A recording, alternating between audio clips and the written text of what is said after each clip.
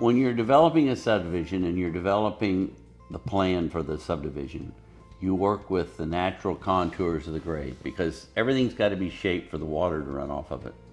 And presumably the water's running off now, so it's a lot easier to work with it than to try and fight and make water go uphill, which it won't do.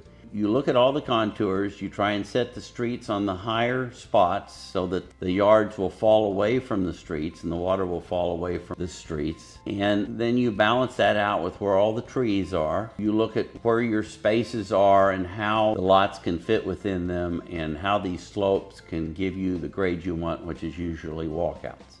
Also, you want to create walkouts, but you don't want to create uphill lots because they're more difficult to grade and deal with the water, and then you don't get walkout basements. So you have to balance all these different criteria. Basements are fairly inexpensive and great big spaces, and you can do a neat rec room or inexpensive extra room or exercise room, spare bedroom, office den. It's not really that great to be down there, just dark and completely underground. So it just makes it an attractive living environment.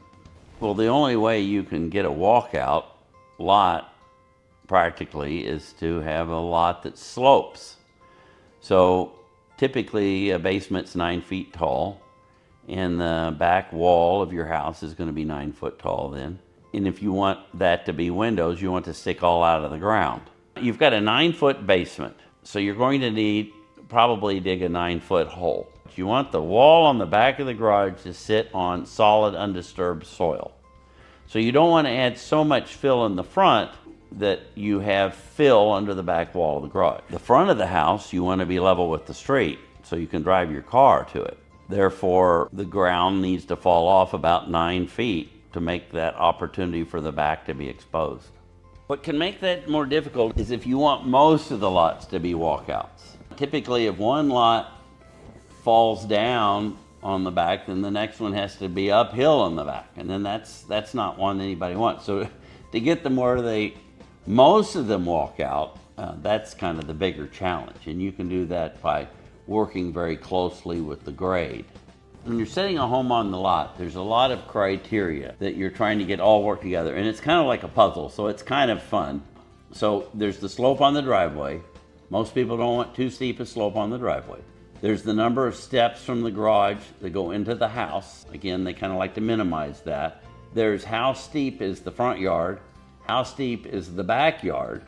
It needs to have enough slope that the water will run off, but not so much slope that it's not really usable. So you've got to balance out all of these things. At the same time, you know, the yard has to slope from all directions. Otherwise, when it rains, water's going to sit there. So it's got to run. You've got to manage drainage from all these different ways and manage all these different criteria. Lots of times you have to give on something. If your lot doesn't have enough fall on it, then you might need to have a steeper driveway so that the house can sit up a little higher. Or you have all these choices. Or you have daylight windows, you don't have a full walkout, or a walk up, which can be a little bit tricky drainage-wise, so a lot of people don't really like that. You've got to kind of give and take and decide what's most important to you.